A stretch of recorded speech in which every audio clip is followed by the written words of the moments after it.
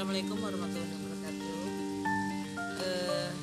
Saya Siti Fatimah Jatini, kesiswaan dari SMP Negeri 2 Pasawahan. Sebelumnya tentang ekobrik ini kita sudah dimulai dari kegiatan OSIS, sudah dari setahun yang lalu. Setelah itu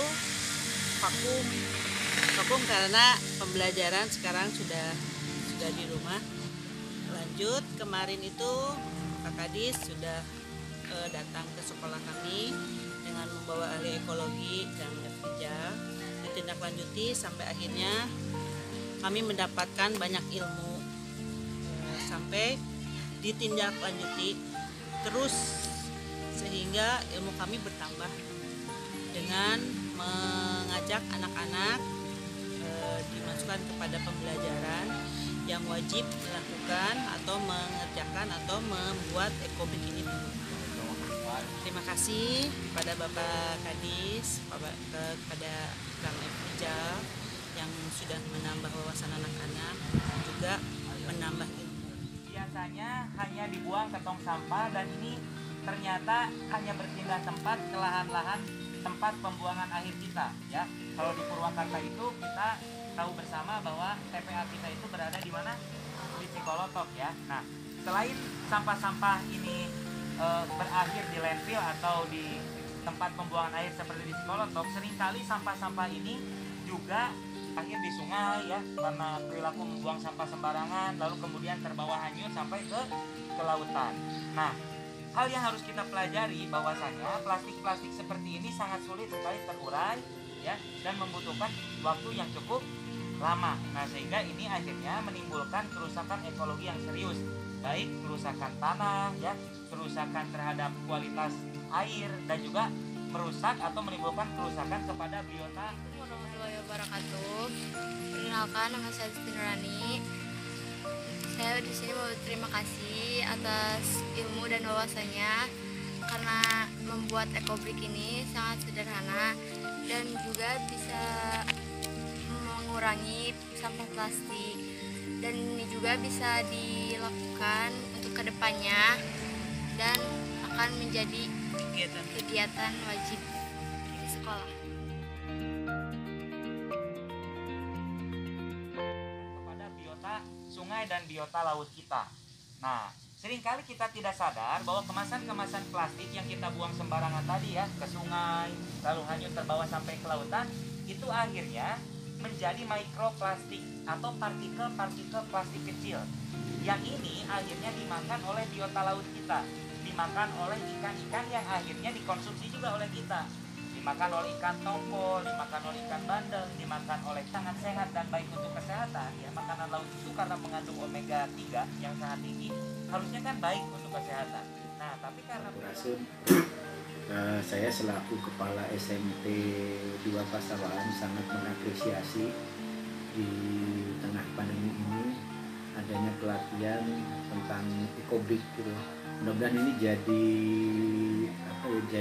momentum untuk anak-anak, walaupun tadi hanya 5 atau 10, tapi mudah-mudahan si anak ini jadi pionir. Harapan dari kita sebagai sekolah, anak-anak itu nanti bisa menyebarkan ke teman-temannya lagi. Kalau misalnya sekarang 10, berarti dari satu anak itu harus bisa melatih 10 anak lagi. Berarti kan 10 kali 10, 100. Dari 100 anak itu nanti dia melatih lagi pembuatan pupuk, pemeliharaan tanaman itu ke teman-temannya lagi.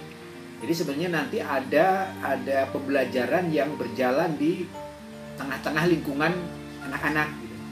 Itu kan memang sesuai dengan keinginan dari dari kita juga, bahwa pembelajaran itu nanti tidak ada di pembelajaran di sekolah, ya.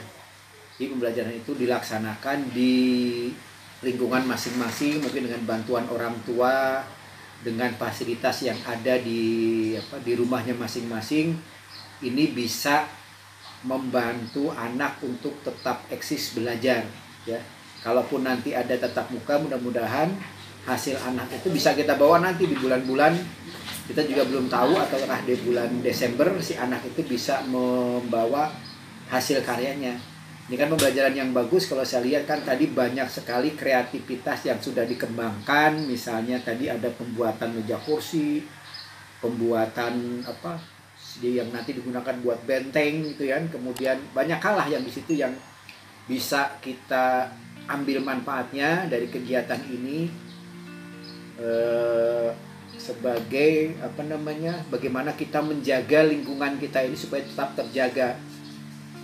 Kalau kita lihat tadi kan itu pemanfaatan sampah plastik yang oleh anak-anak dengan bantuan Bapak Ibu guru. Terima kasih juga ke Pak Rijal ya yang telah meluangkan waktu sawahan. Moga-moga niatan ini bisa terus berlanjut.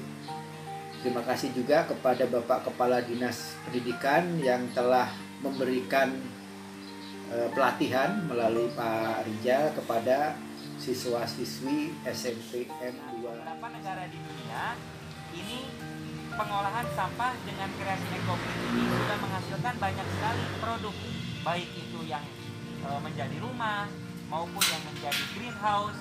Juga ada yang bisa dijadikan bedengan untuk tanaman, ya, baik itu di sekolah maupun di rumah. Nah, caranya sangat sederhana ya.